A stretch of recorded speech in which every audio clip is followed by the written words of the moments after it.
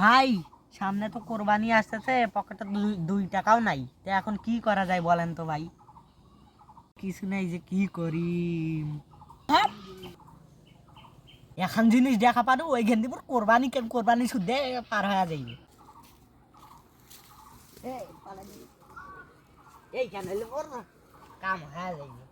শোন আধার পাতা খা আবু। ওই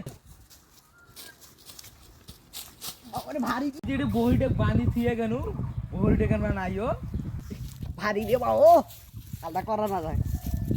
যে একজন বকরি ধরিয়ে এসেছে, এইটাই মোর বকরি নাকি দেখো।